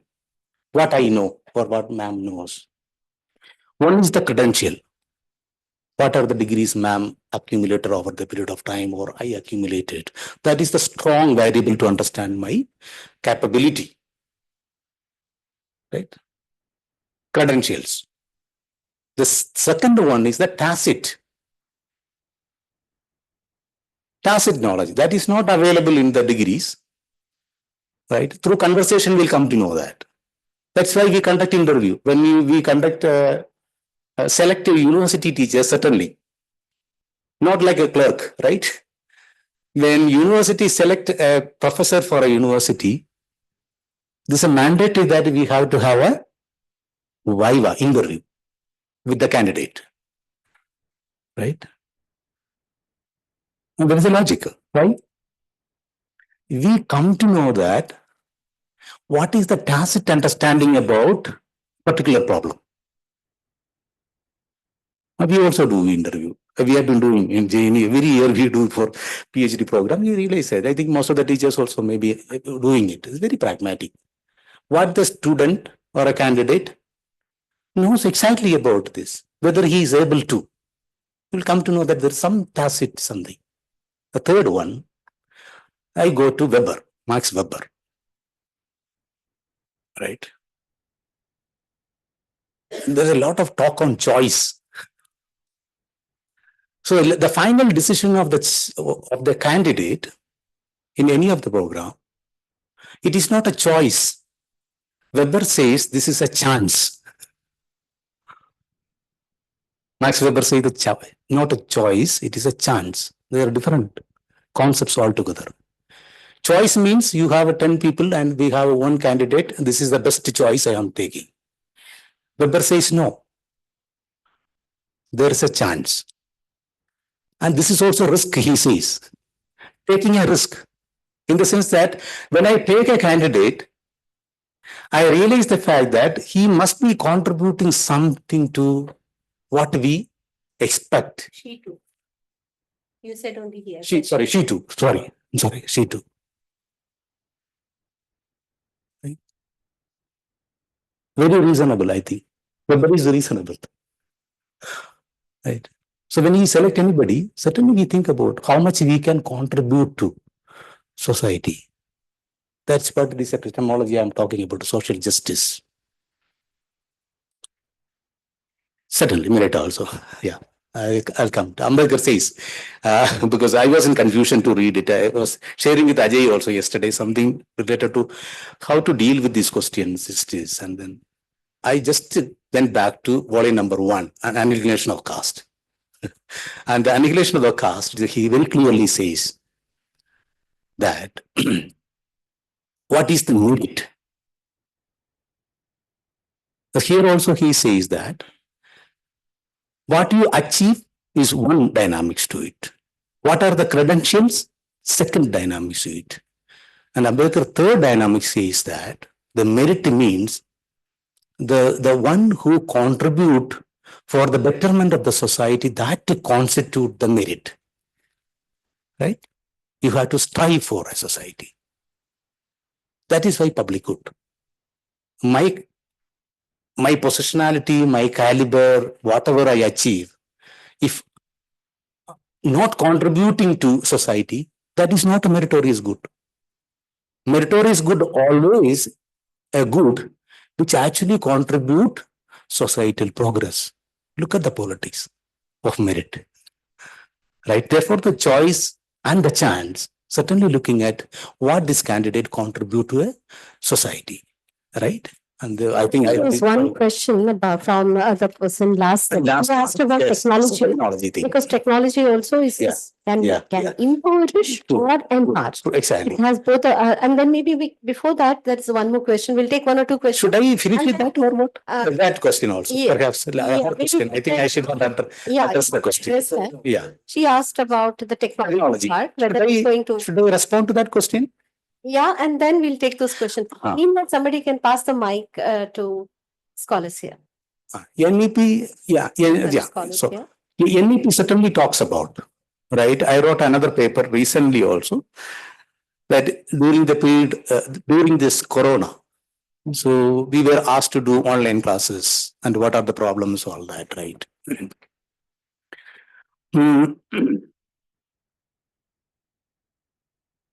Technology is one side of the story.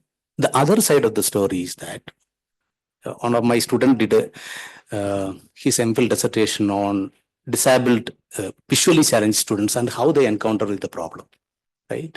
This is the technology. We command on technology, but we are illiterate on illiterates. We command on technology, but we are illiterate to that, right?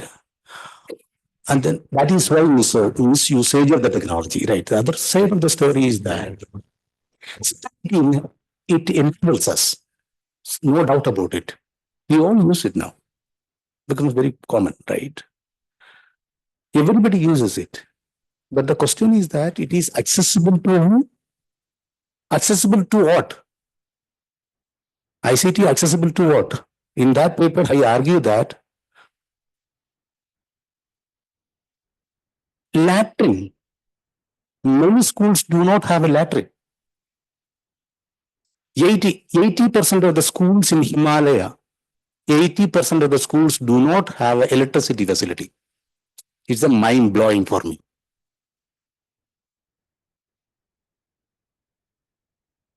We talk about the technology revolution. 80% of the school do not have electricity, minimum condition, right? Still, we are struggling to get a minimum condition, the toilet facility for the girl children, especially girl children. So the stark reality, right? Stark realities are there. So how you think the technology is going to address these kind of problems? It is not, no? So therefore, we are actually asking for minimum conditions. Amartya Sen says that. He says that the minimum conditions. That is not in education.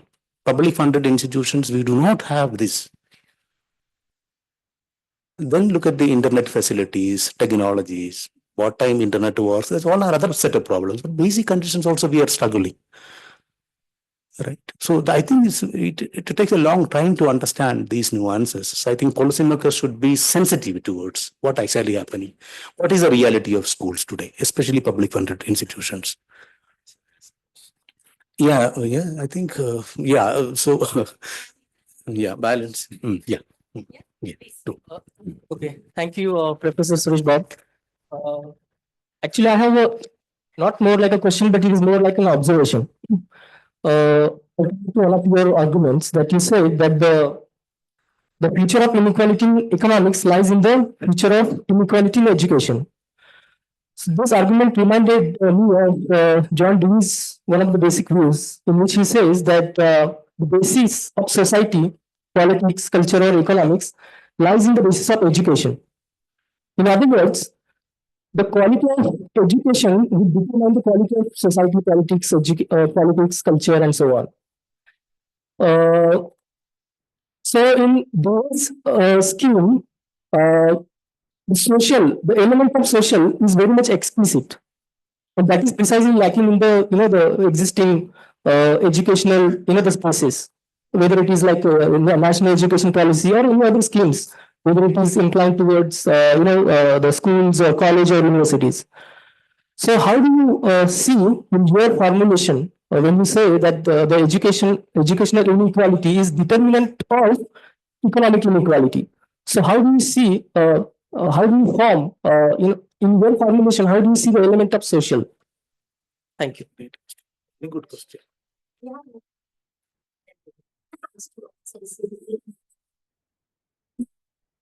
Thank you, sir, for such an enlightening kind of talk which you have given. My question was, you talked about a multitudinal dimension of inequality, and to which ma'am added that epistemology should be approached plurally. It cannot be a singular approach. In such context, I was just trying to locate this idea of social justice. Can social justice be viewed as a universal category then, or it should be viewed as a relative category? I'm trying to bring in Judith Sklar here, where she talks about the idea of the nature of injustice. She says that injustice is not just an antithesis to justice, but the complete idea of framing justice depends on the idea of injustice. So in that framework, should we also think about when we talk about reparative epistemologies, should we also talk about repair of epistemology in itself? Here I'm trying to locate my complete argument into the empirical realities where first generation learners enters into the university space, or we see dropouts from the education system, or we see very serious problems such as suicides into the universities. That's where somewhere I feel there is a gap of or distinction between their epistemological engagement with the idea of education. Yeah, that's it. Thank you. Very good. Right? Okay. Hello, greetings to all. My question is, sir, do you think that education as an agency is solely capable of transforming society and delivering true social justice in society?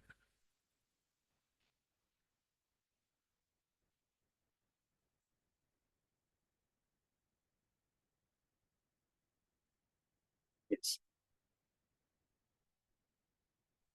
Enough thought for it's a food for thought for me, I think, coming many days. Yeah, so wonderful.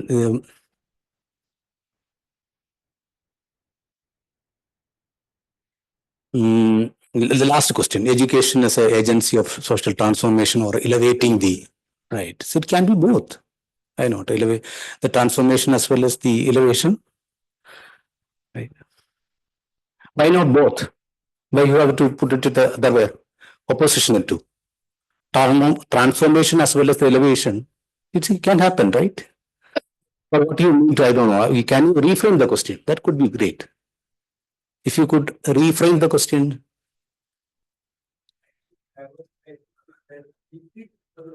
Education and agency taking place transformation in the society and delivering very true social justice in the society. Yeah, when education itself is so, we are trying. I think is that what you're asking? That education itself is having so many problems. So what is asking, I guess, I don't know. Please correct me if I'm wrong. And when we are all talking about inequalities that are and problems that are inherent in education system itself, so does it in that case have that emancipatory power or transformational power? I think is that what you're asking? Right? Because that itself is, we are actually problematizing the entire idea of education. That I think here the question of idea of education as an idea, education as a system, probably you can just take it up. Yeah. This is very interesting. It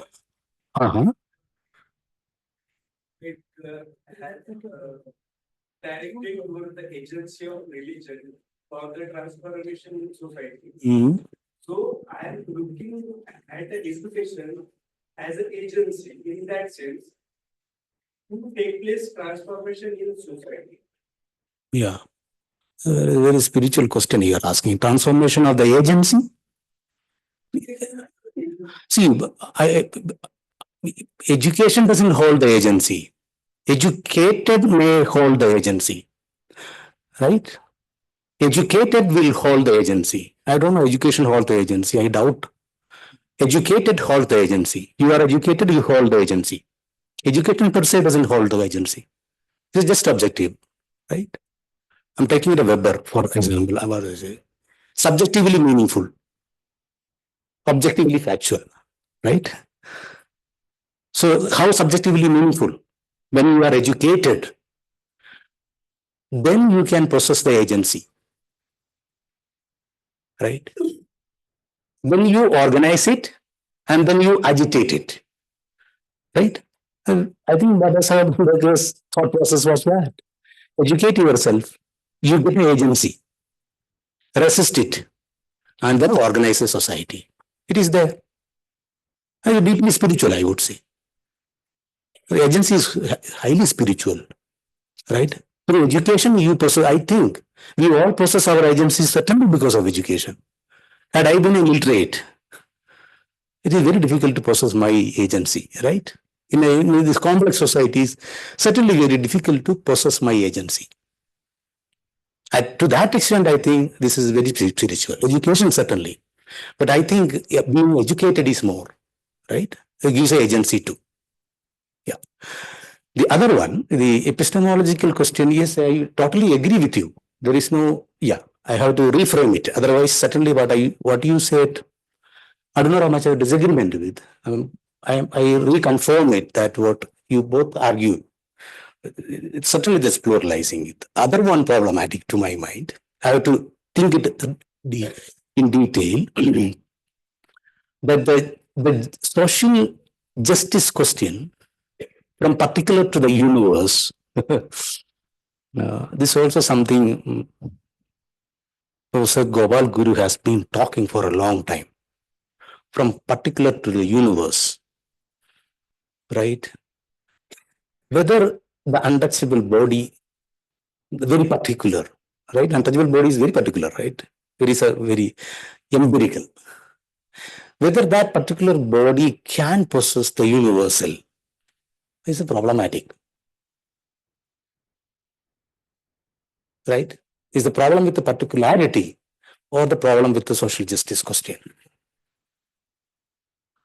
Right? You touch the problem. I understand it's the problematic in epistemology also. The second one, then how an educated one would think about.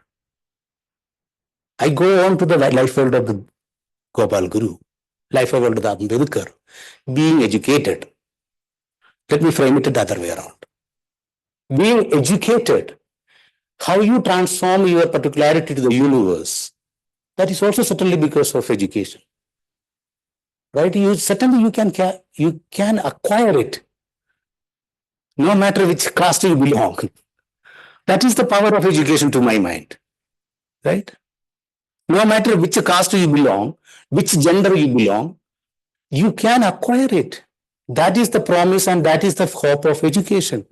If that is the case, we can also redefine what is justice for me and just what is justice for other. It's not merely for me, but also for the other. I said the karuna.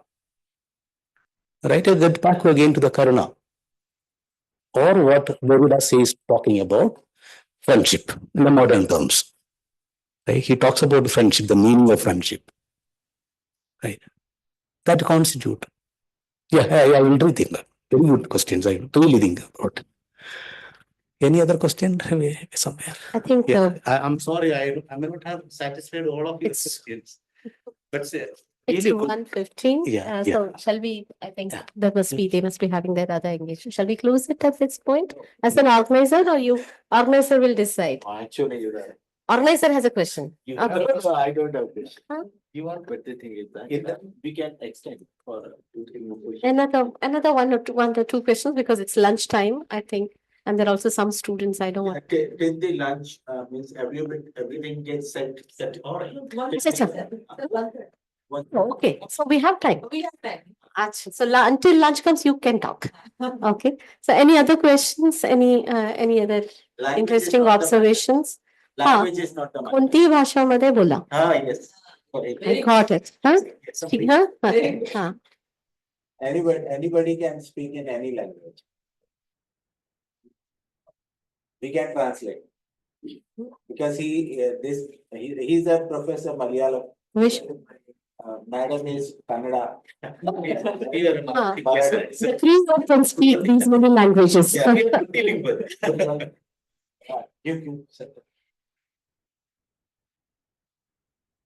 The issue of reservations, especially in Maharashtra, Punjab, and others, there is demand for more and more reservation from more and more communities. How does one explain this? And is it to do with our outlook towards agriculture in India? Thank you. Any other question?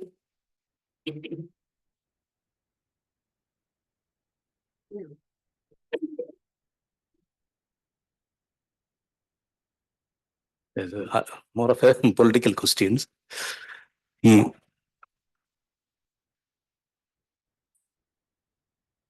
What was the intent of, I earlier also said, what was the intent of reservation?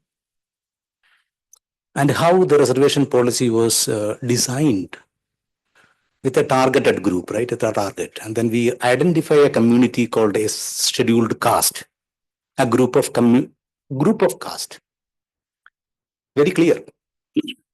It is not a caste, it's a group of caste to constitute scheduled caste. Similarly, a group of caste constitute caste. I think that is also talking about a caste, and the yes, it's also caste. There's some problem out there. Group of community considered to be SC, scheduled caste, other group of community considered to be scheduled tribe. And the criteria of identifying is very clear also, right? One is social isolation, geographical isolation. They are away from the caste group, but they are certainly marginalized. That constitutes scheduled tribe. The other one, because the caste hierarchy in the rural settings or urban spaces, so they all also suffer disability, social disabilities. That was the criteria we have set in. Mark Gallagher argues that when it came to the question of OBC reservation, right, we have added more communities who are suffering because of the economic problems, not a social, not a caste problem, social, not a caste.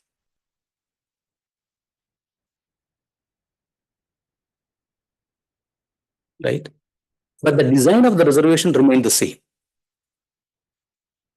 But we have incorporated more groups into it. That is what Mark Gallagher says, very critique.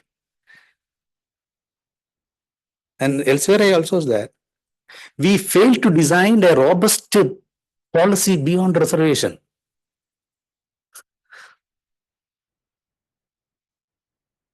I have a critique to reservation. We all intellectuals, no? India produced a lot of intellectuals. Dr. Ambedkar. Has anybody thought a robust policy beyond reservation? Why we still stick on reservation?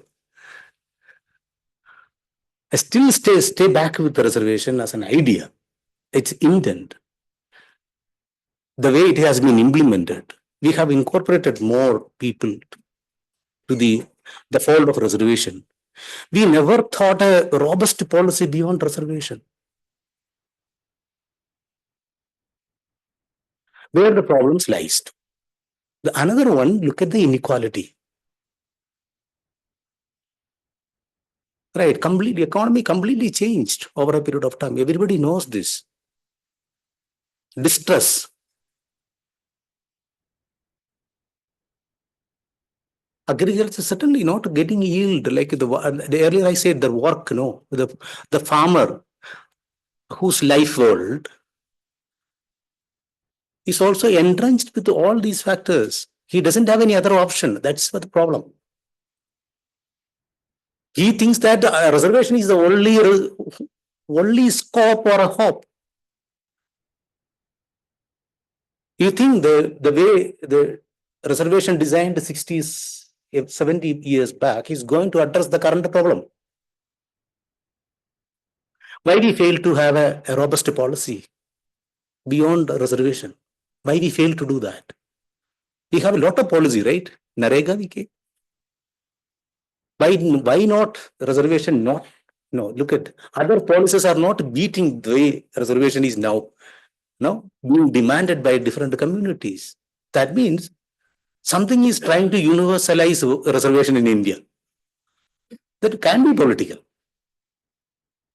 Right? Just therefore, I think reservation is going to not address the problem. This is a minuscule. I think Dalits would know now better. Dalits would know better about what is a reservation. We should do a study on Dalits across India, what actually to do with the reservation. Right? I said also. So you think it's more symptomatic? Because when you look at approach it from an economic perspective, so economic inequality is more symptomatic, and I think the reservation is addressed mainly as a panacea for this kind of symptomatic thing, rather than, as you said, we haven't thought. So it's an extraordinary question what he's raising, that why have we not been able to think beyond reservation when it comes to creating a social equality? as far as we recognize inequality as so much of a challenge and problem, which it is, but it's a limitation of the entire society that we have not been able to think beyond it and not speak in terms of annihilation of caste. And so any other views on it? Any other questions? I wish most people. Forget to pose, respond to his question on social. Yes, the idea of social. Yeah, or we can discuss that. I'm sorry, na. Yeah.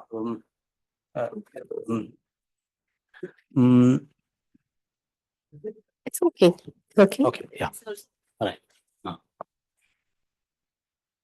Yeah. Perhaps.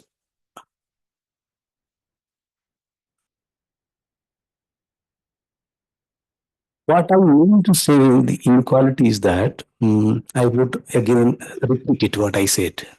My mistake, lack of communication. Thomas Piketty argues that the studies would show that education is going to reduce inequality. This is also well researched fact. It's not merely just a fact. Researched fact that education is going to change or minimize inequality. Right? But when you set out the parameters to understand inequality, education becomes very crucial variable. For example, not educated, well qualified, they all are outside of the mainstream economy, right? You may not get a very good job. You may not be acquiring a status in society, so on and so forth. Women are educated, but they are not getting job. All right? It's all very problematic. See, inequality not only in terms of we are looking at the variables in economic terms,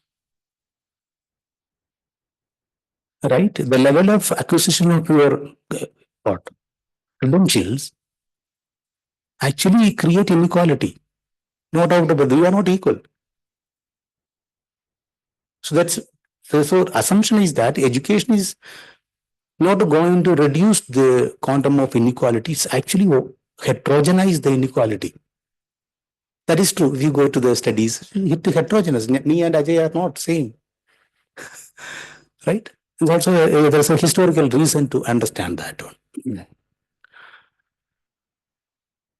John Dewey's argument, so I would take the other way around, that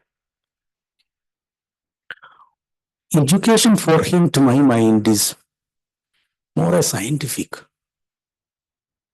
right? More scientific. And that science got a value in democratizing a society. Now that science for a purpose, that's perhaps very good. You ask the question, that is what the social, right? The value of the science is the social. You cannot think about the science without social. Perhaps that is what the essence all about, right? And he also, being rational, right? Thinking about how to build a society in the future.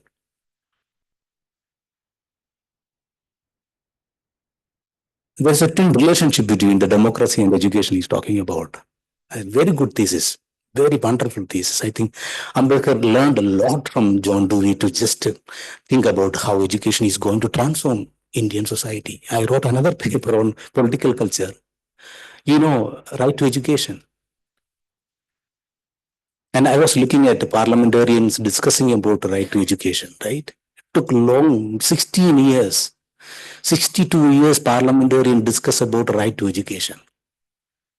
Hardly 14 years back we implemented, right? Right to education as a fundamental right. Had we thought in 1950 itself, right to education, what would have been the condition of education today?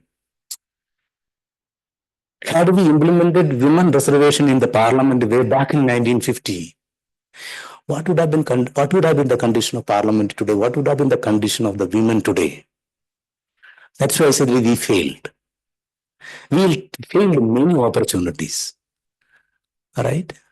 So that is the problems that we should actually rethink about. Parliamentarians very busy to look at the way they twisted the UGC entire policy. The first UGC plan was, you read the text. It gives us hope. When you read an EP, I lost the hope, 2020. Read the first document, the UGC first document, it gives a hope. Right? This is a hermeneutical reading of my own understanding, but you can also read it. Right? So it's what education all about. We have to engage with. Now, I could not engage with 2020. I'm very particular about. It doesn't. As a researcher, as a teacher, as an educationalist, it is not engaging with. I think most of the you ask to the teachers, could we engage with an EP 2020? Anybody read an EP 2020? The 460 page. I know the entire dynamics of that document. Where does it come from? Who prepared? It came to 87 page, 76 page, something. Right? And their language changed it. And the government of India got lakhs of responses on that document, draft document. Yeah. Right? You could not. A policy document has to engage with the public, not the teachers. But the teachers certainly have, I as a teacher, we as an educationist or researchers have to critically look at the policy. That's what I said. Education is not a rocket science. It's an incremental process. It shapes a society. I still believe that. It transforms what you said, correct. Educated. Actually, most of them, actually what happens, the policy is going to illiterate everybody. Right? You remain clueless and confused. Right? What we achieved last 70 years, whatever problems are there, certainly it is transformed. It will change our outlook, no doubt about it. Every state, every government should strive for it. Right? Certainly we are on the path of, but we should be very critical, not negative, very critical about, so then only we can move forward. Right? So I think it's time. And food has arrived? Yeah. Yes. Okay. All right. Okay. So thank you very much. A very engaged audience, I must say. Listening, attentive, and absorbing the thoughts. So thank you very much, Professor Suresh Babu and Professor Ajay, for giving me this opportunity to be here and to have taken a few questions, and that made us think, make us all think for many interesting ideas that have emerged in this particular discussion. Thank you very much. I would like to invite Himangi ma'am to speak to the audience. Yeah, I just want to share 2 points. Like we, Dr. Ambedkar Chair has 2 groups. That is a WhatsApp groups. One is for common people. There most of the academicians, even other people are also there who are in a different field of employment. And another is for exclusively only for students. So those who are interested, they can I can enroll them in that WhatsApp group. Another announcement I want to make that next month we have a national conference, and that conference is reimagining educational equality, contemporary applications of Dr. Ambedkar's educational philosophy. So please go to our website, that is the Symbiosis Centre for Ambedkar Studies. There you will get all the details, and that conference is on 23rd and 24th of January. So please participate. And those who want to present, they can present their paper. And after that conference, we are also going to publish papers. So please visit our website. That is what I want to say. Thank you.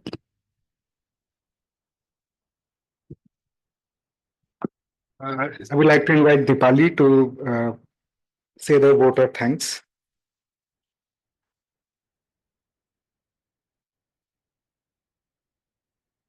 Good afternoon, everyone. I am Dipali Kamre, PhD scholar of Ambedkar Chair. Symbiosis International, Dean University. It is my privilege and honor to propose the vote of thanks for today's insightful first Dr. Ambedkar Memorial Lecture on the theme Reparative Epistemology, Rethinking Education for Social Justice. This lecture organized under the auspices of the Dr. Ambedkar Chair, a prestigious initiative by the Dr. Ambedkar Foundation, Ministry of Social Justice and Empowerment, Government of India. Firstly, I extend my heartfelt gratitude to our chief guest, Mrs. Sanjeevani Muzumdar, the Honorary Director of the Dr. Babasaheb Ambedkar Museum and Memorial. Though she could not be present with us today, we are truly honored by her support and encouragement for this program. Our thanks to Professor Jyoti Chandiramani, Dean Faculty of Humanities and Social Sciences at Symbiosis International, Dean University. Though she is unable to join us in person today, but her guidance, support, and supervision have been constant a source of inspiration for us. We are very grateful for her leadership and mentorship. Special thanks to Professor Neeta Inamdar, Jean Monnet Chair and Research Professor at the Symbiosis Centre for Higher Education Research and Policy Advocacy. Your adept leadership in moderating the session ensure a seamless and engaging flow of ideas. We are deeply grateful to our distinguished guest speaker, Professor Suresh Babu, faculty at the Zakir Husain Centre for Educational Studies, School of Social Sciences, JNU, New Delhi. Your lecture has been truly enlightening and transformative, challenging us to rethink the paradigms of education and their role in fostering social justice. Our sincere thanks to Professor Ajay Chaudhary, Chair Professor of the Dr. Ambedkar Chair at Symbiosis International, Dean University, for presiding over this significant program and offering us your valuable insights that connected today's discussion to Ambedkar's enduring vision. I further extend my sincere gratitude to Dr. Hemangi Kadlak, Assistant Professor at the Dr. Ambedkar Chair, Symbiosis International, Dean University. Her enormous efforts ensure that this program become a memorable success. I would also like to acknowledge and thank Dr. Ambedkar Foundation and the Ministry of Social Justice and Empowerment for initiating and supporting this meaningful program. I heartfelt thanks to Nihal Kole sir also, IS officer. Thank you for your initiative to attend this program.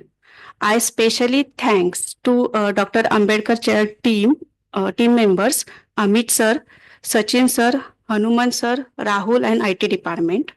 Your tireless efforts, dedication, teamwork have been instrumental in making this program a resounding success.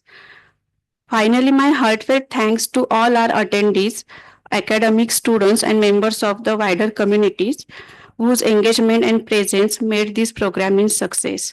Your participation reflects a shared commitment to the principle of equity and social justice. Thank you all once again. We look forward to your continued support and participation in future initiatives. I request the honored guest and all participants to join us for the lunch.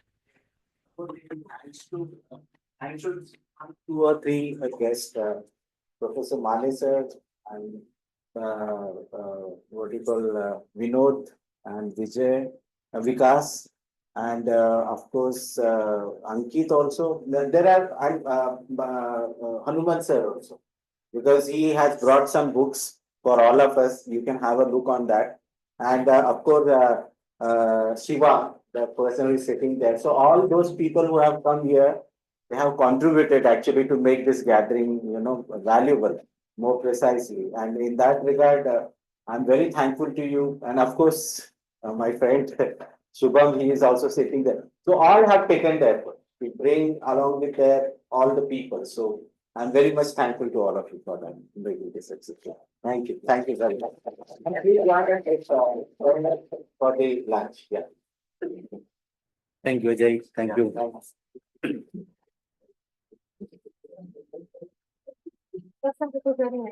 Very interesting. Very exciting. Yeah. Actually, will remarks I mean. I need a paper.